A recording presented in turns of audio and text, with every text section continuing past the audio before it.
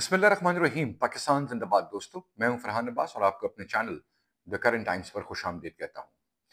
बड़ी खबर लेके आया हूं आपके लिए और तमाम हकाइक आपके सामने रखेंगे ताकि आप इन तमाम सूरत हाल को बैन अवी सतह पर जो डेवलपमेंट्स हो रही हैं और खसूसी तौर पर पाकिस्तान और कतर के माबैन और इसराइल की जो हट धर्मी इस वक्त जारी है, किस तरीके से वो गल्फ कंट्रीज को धमकियां लगा रहा है और गल्फ कंट्रीज का रद्द अमल उन धमकियों के बाद क्या है, तमाम तफसीलात आपको आज के वीलॉग में बताऊंगा। वीलॉग शुरू करने से पहले सिर्फ रिक्वेस्ट है कि चैनल को सब्सक्राइब कीजिएगा और बेल आइकन दबाना मत भूलिएगा। नाज़रीन इकराम, इसराइल अमेरिका की एक गारंटी है गल्फ कंट्रीज के लिए कि आपकी सिक्योरिटी हमारी जिम्मेदारी है। आप हमसे जो बेपनाह असलहा खरीद रहे हैं उसकी रिटर्न में हम आपके साथ बिल्कुल शाना बशाना खड़े होंगे और आपकी सालमियत बका और आपकी जो इंटीग्रिटी है, आपकी जो सरहदी हदूद और जुग्राफियाई हदूद है, उसकी हिफाजत करना एक्चुअली वो हमारी जिम्मेदारी है। अमेरिका की इस कमिटमेंट के बाद आपने देखा कि जब डोनाल्ड ट्रंप साहब ने सदारत का ओहदा संभाला था और उसके बाद जब उन्होंने मिडल ईस्ट का दौरा किया, जिसमें तमाम गल्फ कंट्रीज गए और तमाम के साथ उन्होंने जाकर बड़ी शानदार किस्म की अपनी असलहे की डील बनाई और वो डील पे अरबों डॉलर अरबों ने खर्च कर दिए इनके ऊपर। अब जब हालिया वाकया में इसराइल ने हमला कर दिया कतर के ऊपर, तो कतर के तो कतर क्या बल्कि पूरे गल्फ कंट्रीज के कान खड़े हो गए कि अमेरिका इतनी बड़ी बुलंदो बांग तमाम दावे करने के बावजूद हमें इसराइल के इस हमले से बचाने में नाकाम रहा। हालांकि अमेरिका का एक फौजी अड्डा कतर में मौजूद है जहां 10,000 उनके फौजी जवान और अफसरान वहां पे तैनात हैं और वो एक ऐसी तैनाती है जहां पर कितना सिक्योरिटी का हिसार सख्त होगा जब अमेरिका की सेंट्रल कमांड का दफ्तर भी वहां पर मौजूद है। लेकिन उसके बावजूद अमेरिका की जदीद टेक्नोलॉजी क्या इसराइली जहाज़ों को कतर की हदूद में दाखिल होते हुए आइडेंटिफाई या देख नहीं सकी। ये बिल्कुल एक मज़े का खेज बात लगती है। समझ इस बात में अरबियों को, अरब ममालिक को, गल्फ कंट्रीज को बाद में ये आई कि अमेरिका के मौजूद होते हुए इसराइल से हमें बचाने के लिए वो अरबों डॉलर्स के मुआहदे असलहे के भी किसी काम के नहीं है और इनका यहाँ मौजूद होना भी किसी काम का नहीं है। अब बाद में ये बात खुलकर सामने आई कि जनाब जब तैयारे कतर की हदूद में इसराइल से दाखिल हुए और उन्होंने एक मखसूस मकाम को निशाना बनाया, निशाना बनाने के बाद वो रीफ्यूलिंग कराने के लिए कतर में ही मौजूद अमरीकी अड्डे पर उतरे और वहां से उन्होंने रीफ्यूल कराने के बाद दोबारा वापसी के लिए उड़ान भरी। तो इस बात से तो ये बिल्कुल नौश्ता दीवार ये हकीकत बन गई कि जनाब किसी भी वक्त में अमेरिका इसराइल के साथ है। और दूसरी वजह अगर आप ये समझें कि जितना असलहा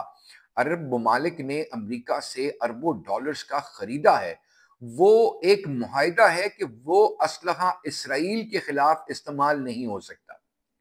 अब आप ये बताइए कि इसराइल अगर मेरे पे हमला करे और मेरे पास जदीद तरीन लड़ाका हवाई जहाज मौजूद हो, मेरे पास आला तरीन किस्म का डिफेंस, सोफिस्टिकेटेड किस्म का डिफेंस सिस्टम मौजूद हो, लेकिन मैं वो इसराइल के खिलाफ इस्तेमाल ही नहीं कर सकता, यानी कि मैं उस कुव्वत को जवाब ही नहीं दे सकता जो मेरे मुल्क पर या मुझ पर हमला आवर है। इस बात को रियलाइज करने के बाद सऊदी अरेबिया ने सबसे पहला इंतहाई कदम उठाया और उन्होंने पाकिस्तान के साथ अपना दिफाई मुआहिदा कर लिया। उसके बाद अब इसराइल ने दोबारा कतर को धमकी लगाई। हालांकि इस मुआहिदे को सबसे पहले कतर को सोचना चाहिए था कि वो अपनी हिफाजत को किस तरह यकीनी बनाएगा, लेकिन कतर फिर भी हेलो हुज्जत से काम लेता रहा। लेकिन अब जबकि इसराइल ने कतर को दोबारा धमकी लगा दी है, तो कतर ने फौरी तौर पर पाकिस्तान से राबता कर लिया है और पाकिस्तान से राबता करने के बाद कतर पाकिस्तान की जो एक स्क्वाड्रन है JF-17 की, उसकी डिप्लॉयमेंट कतर में होने जा रही है। ये पहला मौका नहीं होगा कि गल्फ की फिजाओं में JF-17 थंडर महवे परवाज नहीं होगा। इससे पहले 2 दफा ये वाकयात रूनुमा हो चुके हैं। और ये दूसरी इंपॉर्टेंट बात कि जनाब अब قطری پائلٹس ایئرفورس کے، ان کے انجینئرز، ان کے ٹیکنیشینز پاکستان آئیں گے، پاکستان آ کے وہ ٹریننگ لیں گے، اور ٹریننگ لینے کے بعد وہ پاکستان سے یہ لڑاکا طیارے JF-17 خود اڑا کر قطر لے کے جائیں گے۔ تو ایک اسکواڈرن کی ڈپلائمنٹ اب قطر میں اسرائیل کو اس بات کا جواب دیتی ہے کہ کسی بھی حالات میں امریکہ کے بغیر بھی اب پاکستان قطر کے ساتھ مل کر قطر کی جو حدود ہیں، ان کا جو سرحدیں ہیں، ان کا محافظ بنے گا، اور یہ ایک بہت بڑی ڈیولپمنٹ ہے۔ اب سعودی عرب کے بعد قطر دوسرا ملک ہے، اور اسی طریقے سے بیشتر عرب ممالک کے ساتھ بھی پاکستان کی اسی قسم کی نیگوسیشنز جاری ہیں۔ لیکن قطر نے اب دیر کر دی، لیکن چلیں، جب اسرائیل نے اس کو دھمکی لگائی، کیونکہ اسرائیل آپ کے سامنے ایک ہٹ حرامی اور ایک بدماشی پر اتر آیا ہے۔ اب وہ ہٹ حرامی صرف اس وجہ سے ہے کہ امریکہ اس کے اسرائیل کے ساتھ ہے۔ اب آپ نے نیتن یاہو کے